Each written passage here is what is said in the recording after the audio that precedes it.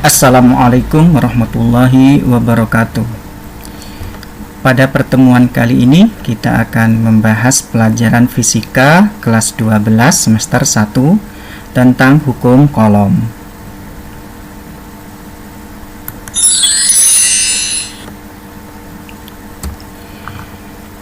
Pembahasan pertama kita mulai dengan gaya kolom atau gaya elektrostatik.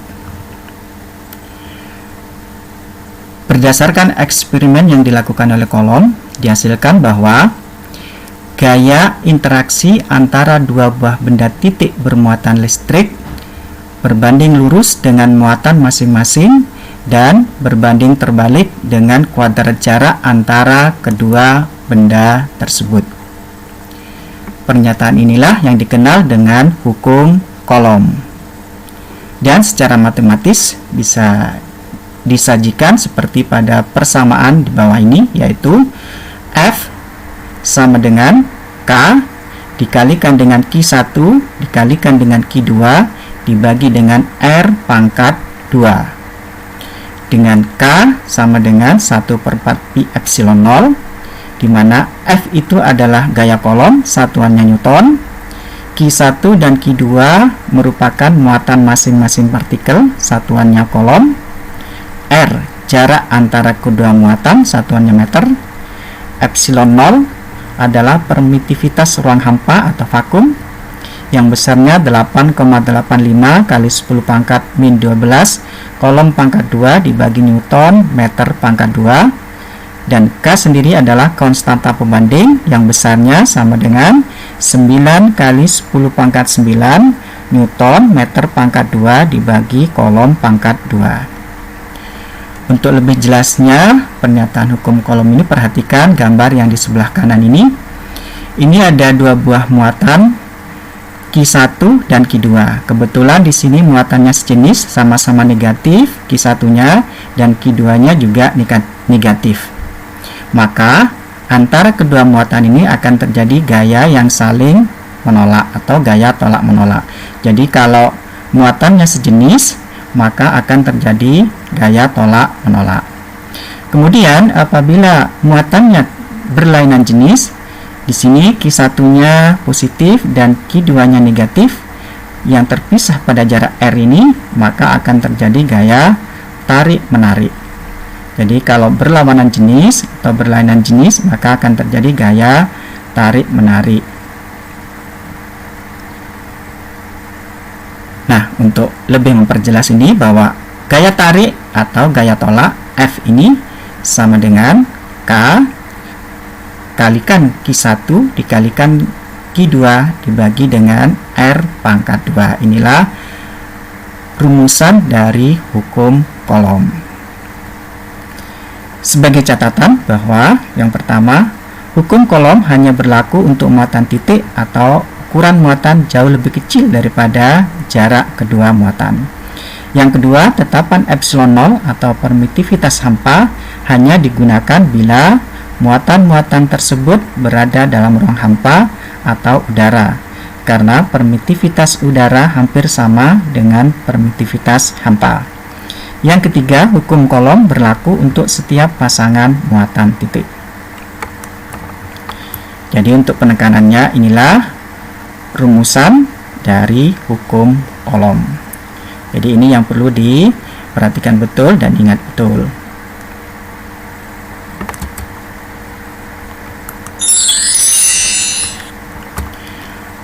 Untuk lebih memahami tentang hukum kolom, perhatikan contoh berikut. Dua muatan listrik B dan C yang berada sejauh 8 cm menghasilkan gaya 50 Newton. Jika muatan C digeser ke kanan sejauh 8 cm, maka besar gaya tarik pada muatan B dan C adalah, ini ada soal pilihan ganda. Sebagai catatan bahwa 1 mikro sama dengan 10 pangkat min 6. Untuk lebih jelasnya, perhatikan penyelesaiannya. Semula muatan B dan C terpisah pada jarak 8 cm. Nah, pada jarak 8 cm ini, gaya yang dihasilkan adalah 50 Newton. Kemudian muatan C digeser sejauh 8 cm lagi, sehingga jarak total dari B ke C menjadi 16 cm. Nah, pertanyaannya, pada jarak 16 cm ini berapakah gaya kolomnya? Nah, perhatikan di sini bahwa F gaya sama dengan K kali QB kali QC per R kuadrat. Di sini kita pakai QB dan QC karena muatannya di sini B dan C. Jadi F sama dengan K kali QB dikalikan dengan QC dibagi dengan R pangkat 2. Berarti di sini F-nya berbanding dengan 1 per R kuadrat atau F berbanding terbalik dengan R pangkat 2. Kalau lebih jelasnya secara matematis bisa kita cari, perhatikan di kotak ini. Karena ini ada dua kasus pertama dan ada kasus kedua, kita menggunakan perbandingan. F aksen ini adalah gaya akhir dibanding dengan F ini gaya awal sama dengan, nah ini K QB QC per R aksen kuadrat untuk F, untuk Q F aksennya ya. Di sini jadi F aksen sama dengan K QB QC per R aksen kuadrat.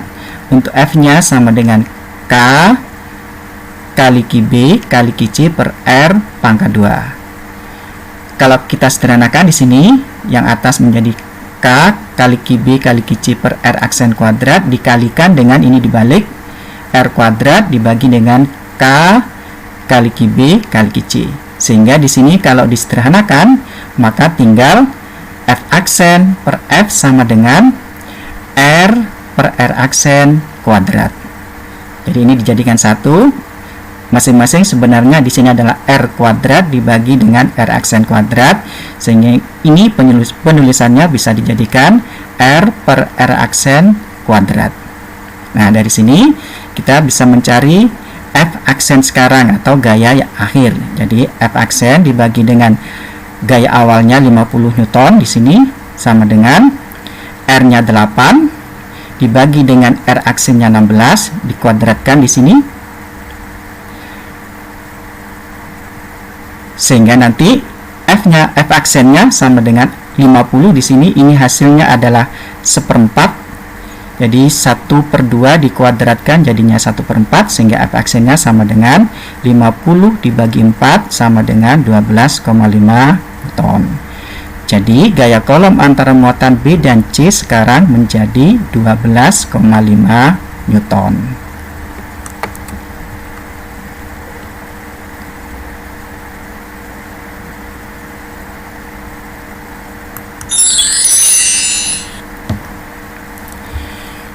Sekarang contoh soal yang kedua. Perhatikan di sini, 3 muatan identik ditempatkan dengan posisi seperti gambar berikut. Nah, di sini ada 3 buah muatan. Ini ada Q1, muatannya positif 4 mikrokolom.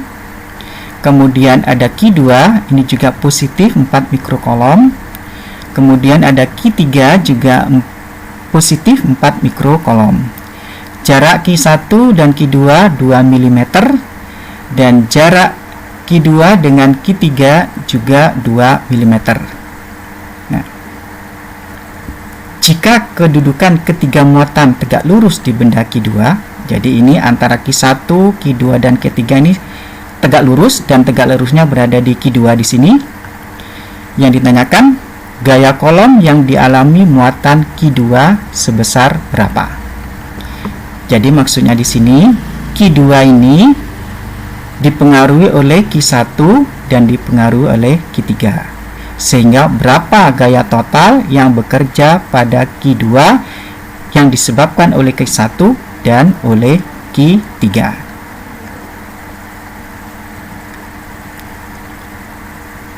Perhatikan penyelesaiannya di sini. Kita ubah 4 4 mikrokolomnya menjadi kolom, yaitu 4 kali 10 pangkat min 6 kolom. Jarak yang 2 mm tadi kita jadikan 2 kali 10 pangkat min 3 meter.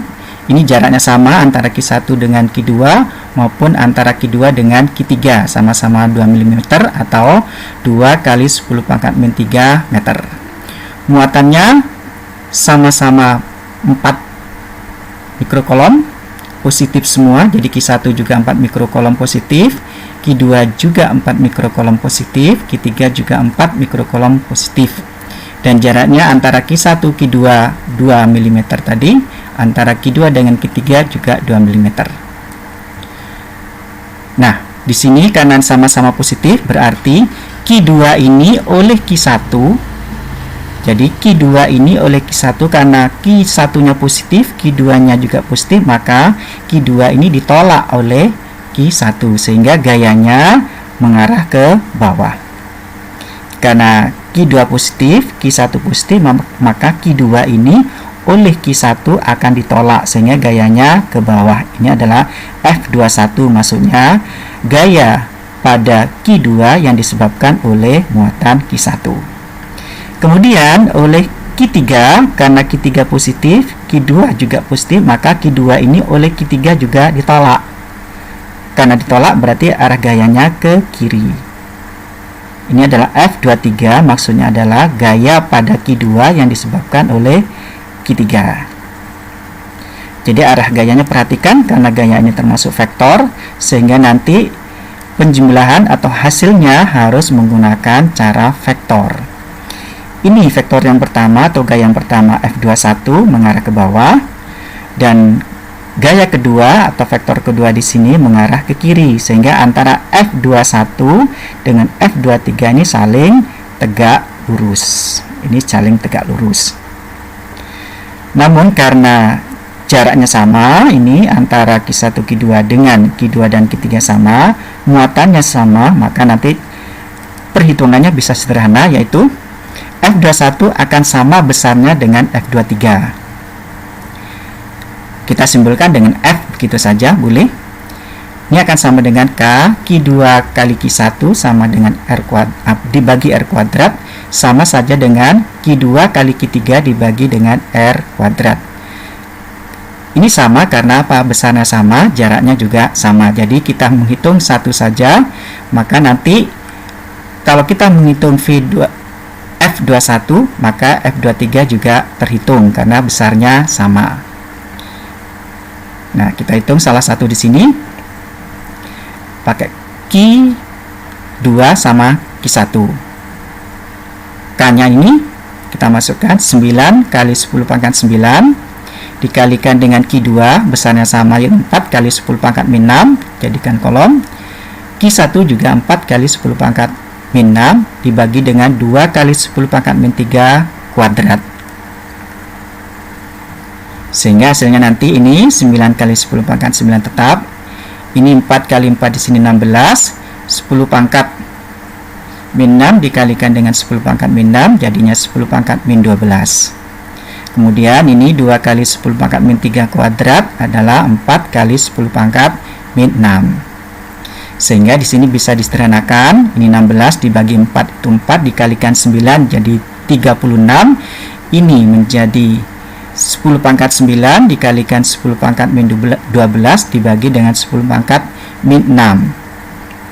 Jadinya adalah 10 pangkat 3. Nah, karena tadi 36 mestinya, karena ini 10 pangkat 4, ini jadinya 3,6 kali 10 pangkat 4.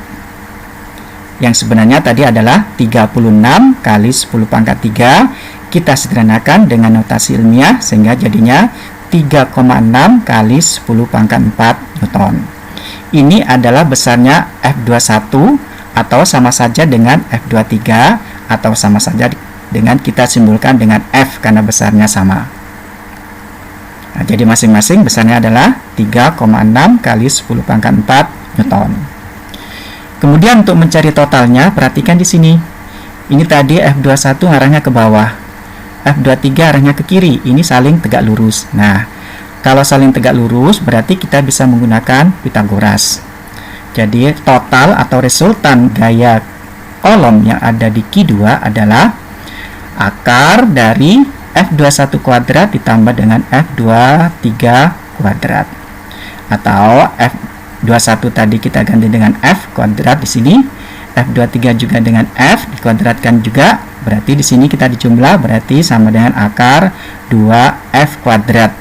Kalau ini kita akar jadinya F akar 2. Jadi F kuadrat kita akar jadi F, 2 kita akar jadi akar 2. Nah, kita masukkan F tadi hasilnya ini tadi.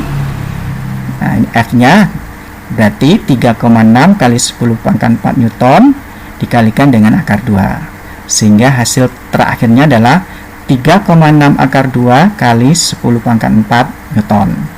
Inilah hasil akhir dari gaya yang bekerja pada Q2 yang disebabkan oleh Q1 dan disebabkan oleh Q3. Dan di sini kedua gayanya saling tegak lurus sehingga menggunakan hitungan secara Pitagoras.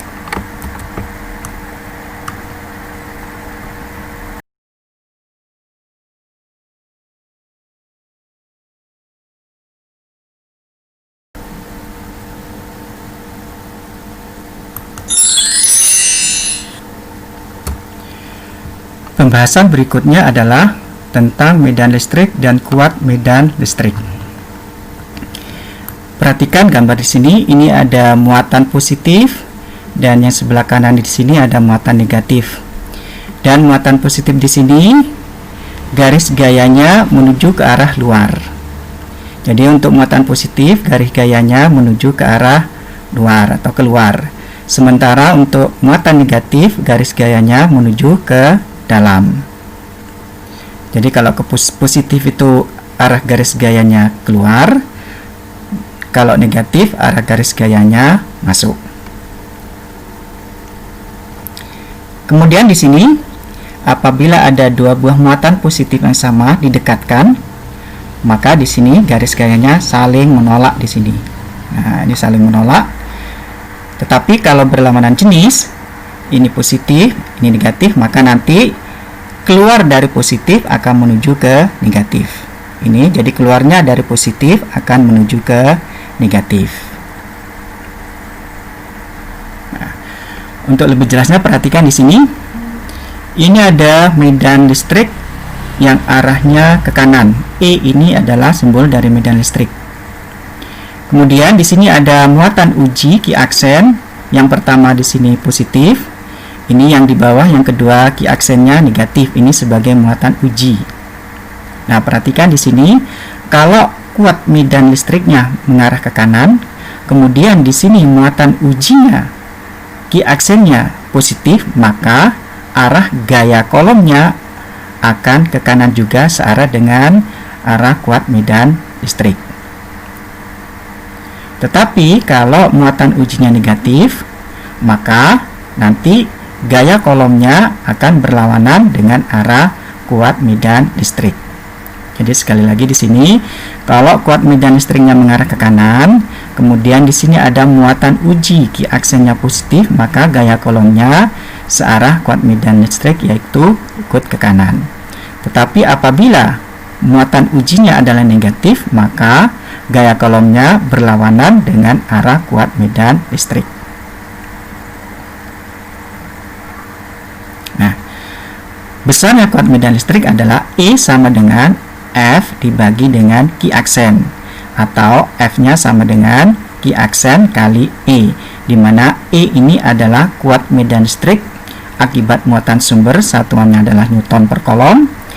F adalah gaya kolom pada muatan uji oleh muatan sumber, satuannya Newton, dan Q aksen adalah muatan G, satuannya kolom. Nah, untuk lebih jelasnya di sini, ini ada muatan sumbernya, ini adalah muatan ujinya, maka mengarah ke kanan. Di sini, kalau muatan sumbernya ini negatif, maka akan mengarah berlawanan, yaitu ke kiri.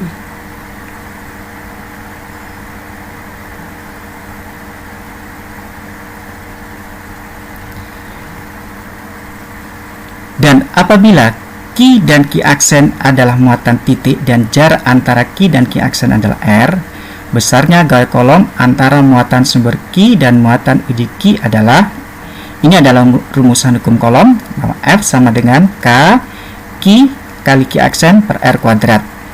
Kalau tadi adalah K Q1 Q2, di sini diganti dengan Q dan Q aksen.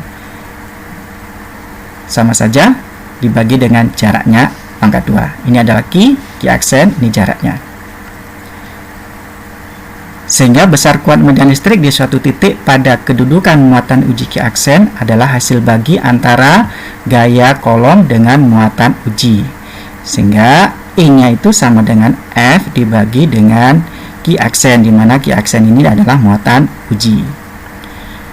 F-nya adalah K Q kali Q aksen per R kuadrat dibagi dengan Q aksen, maka kuat medannya adalah E sama dengan K Q per R kuadrat, di mana E adalah kuat medan listrik 1 Newton per kolom, Q titik muatan sumbernya 1 kolom, dan R adalah jarak titik terhadap muatan sumber.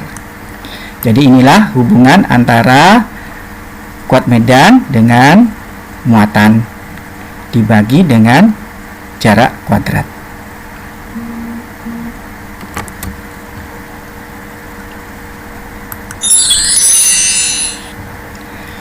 Untuk lebih jelasnya, perhatikan contoh tentang kuat medan listrik. Perhatikan di sini, dua muatan listrik Q1 dan Q2 masing-masing besarnya 4 mikrokolom dan 9 mikrokolom, terpisah sejauh 24 cm di udara. Pertanyaannya, tentukanlah letak suatu titik yang memiliki kuat medan listrik 0. Perhatikan di sini, ini ada dua buah muatan Q1 dan Q2, terpisah pada jarak R 24 cm. Muatannya sama-sama positif, Q1 positif, Q2-nya juga positif.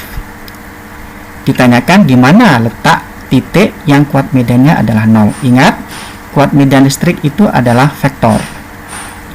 Dan untuk mencarinya, kita berarti minta bantuan tentang muatan uji tadi, di mana muatan uji kalau tidak disebutkan, maka muatan itu dianggap sebagai muatan positif.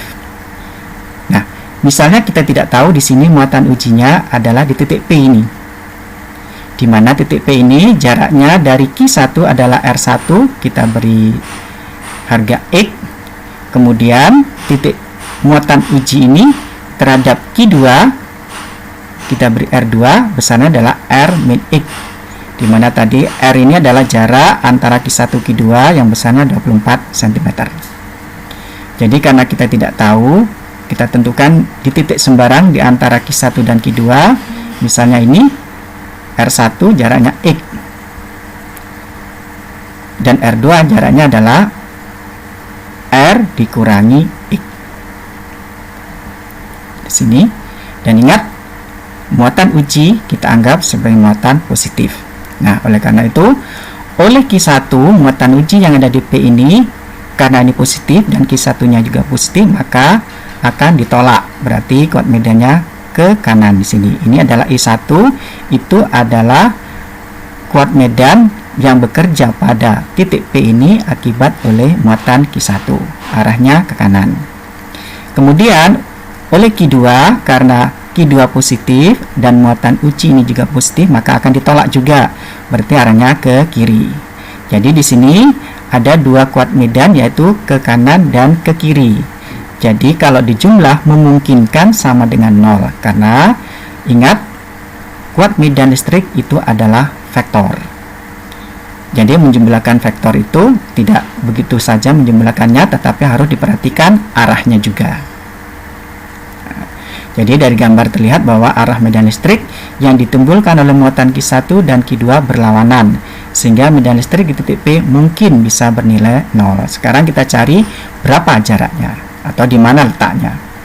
Nah, perhatikan di sini, karena I1 tadi ke kanan kita anggap positif dan I2-nya ke kiri kita anggap negatif, berarti I1 dikurangi I2 sama dengan 0. Sehingga kalau kita sederhanakan di sini, I1 sama dengan I2.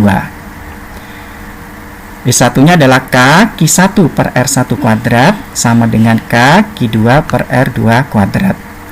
Kita masukkan di sini Q1 nya 4 mikrokolom.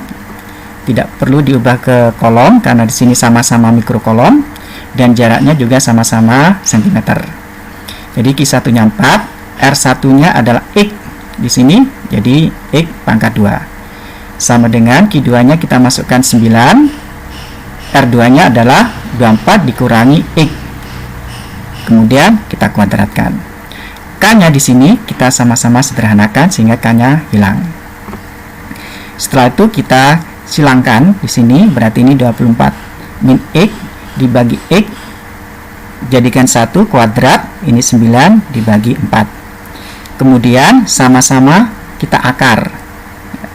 Jadi 24 min X dibagi X kuadrat ini kita akar, jadinya 24 min X dibagi X. Kemudian 9 per 4 ini kita akar, jadinya 3 per 2. Setelah itu kita sederhanakan di sini, kita silangkan ini sehingga ini 2 kali 24 min X, ini 3 kali X di sini.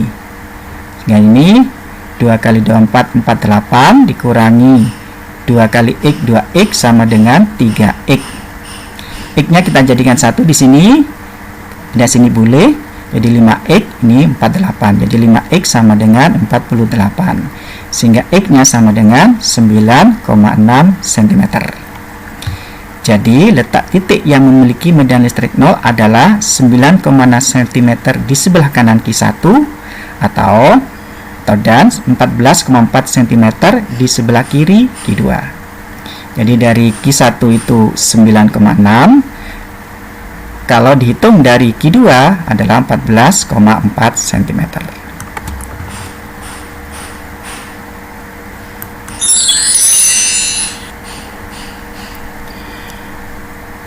Untuk soal berikutnya, perhatikan contohnya di sini. Pada titik-titik sudut B dan D, sebuah bujur sangkar. Nah, di sini ada bujur sangkar di sini. Bujur sangkar A, B, C, D. Jadi pada titik-titik sudut B dan D sebuah bujur sangkar A, B, C, D masing-masing diletakkan sebuah partikel bermuatan plus Q. Jadi muatannya plus Q, besarnya adalah plus Q, tidak pakai bilangan tapi pakai simbol plus Q. Pertanyaannya di sini, agar kuat medan listrik di titik A sama dengan 0, maka di titik C harus diletakkan sebuah partikel yang bermuatan berapa dan besarnya berapa. Nah, perhatikan di sini untuk lebih jelasnya. Ini ada sebuah bujur sangkar A, B, C, D. Sisinya jaraknya di sini R, ini juga R. Kemudian di titik B ada muatan plus Q. Dan di titik D juga ada muatan plus Q. Yang ditanyakan adalah di A. Nah, berarti A ini pertama kita hitung dipengaruhi oleh muatan yang di B dan dipengaruhi oleh muatan di D. Perhatikan di sini. Ingat, di A adalah muatan uji positif. Maka A ini oleh B akan ditolak, berarti kuat medannya ke kiri. Ini adalah EAB, mengarah ke kiri. Karena A ditolak oleh B ke kiri. Kemudian A oleh D ini juga ditolak, mengarah ke atas. Nah, jadi di sini saya ulangi lagi, untuk A oleh B mengarah ke kiri, EAB di sini. Kemudian oleh D mengarah ke atas, sehingga ini saling tegak lurus. Sehingga nanti mencari totalnya yang ada di A itu pakai Pythagoras. Ini adalah E, BD atau yang dipengaruhi oleh B dan D. Nah, maka totalnya mengarah ke sana, ke kiri atas. Supaya sama dengan 0 nanti, di C ini harus diberi muatan yang nantinya menghasilkan kuat medan yang berlawanan dengan kuat medan yang disebabkan oleh B dan D tadi.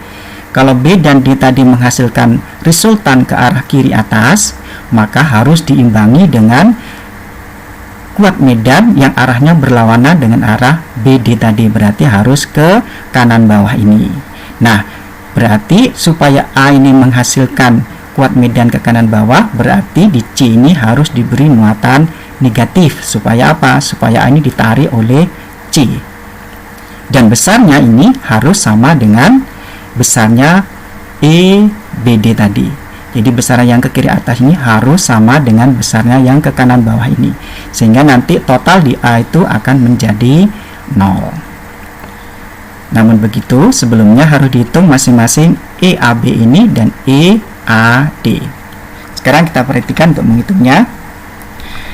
Karena Q di B sama dengan Q di D dan AB ini, AB sama dengan AD yaitu besarnya R, maka EAB ini nanti akan sama dengan EAD. Ini besarnya sama, karena apa? Jaraknya sama, ini muatannya juga sama, plus Q plus Q. Sehingga kita menghitung salah satu saja, maka yang lain juga akan terhitung. Jadi EAB akan sama dengan EAD sama dengan K kali Q per R kuadrat. Ini besar EAB dan EAD. Besarnya adalah K Q per R kuadrat. Sehingga kita bisa menghitung EBD ini dengan cara Pitagoras. Ini EBD sama dengan akar dari EAB kuadrat ditambah EAD kuadrat. Kita masukkan di sini akar dari K Q per R kuadrat kuadratkan tambah dengan K Q per R kuadrat, kita kuadratkan lagi. Kalau kita sederhanakan di sini nanti hasilnya akan menjadi K Q per R kuadrat akar 2. Ini adalah EBD yang mengarah ke kiri atas ini. Nah, agar E di A itu sama dengan 0, maka EAC, ini EAC harus sama besarnya, tetapi berlawanan arah dengan EBD. Jadi ini EAC ini harus sama besarnya dengan EBD, tetapi arahnya berlawanan. Supaya berlawanan tadi, berarti di C harus negatif. Sehingga besarnya muatan di C adalah ini. Jadi E di A sama dengan EBD dikurangi EAC, di mana E di A itu harus sama dengan 0. Dan K EBD tadi adalah K kali Q per R kuadrat akar 2 dikurangi dengan EAC, berarti K Q-nya C dibagi dengan AC kuadrat. AC ini adalah jarak dari A ke C, di mana A ke C itu tidak lain adalah diagonalnya ini, bujur sangkar ABCD. Jadi AC kita cari di sini. AC itu sama dengan akar dari R kuadrat plus L kuadrat, di sini sama dengan akar 2R kuadrat, atau AC-nya sama dengan R akar 2. Sehingga kita masukkan di sini, kita pindah di sini. Jadinya K QC per R akar 2 kuadrat sama dengan K Q per R kuadrat akar 2. K-nya kita sederhanakan, sehingga di sini tinggal QC per 2R kuadrat, ini kita kuadratkan. Akar 2 dikuadratkan 2, R kuadrat dikuadratkan jadi R kuadrat sama dengan Q akar 2 per R kuadrat. R kuadratnya kita sederhanakan, sehingga hasil terakhirnya adalah Q di C sama dengan 2Q akar 2, tetapi harus negatif. Jadi jawaban yang benar adalah di sini adalah E, yaitu negatif dari 2Q akar 2.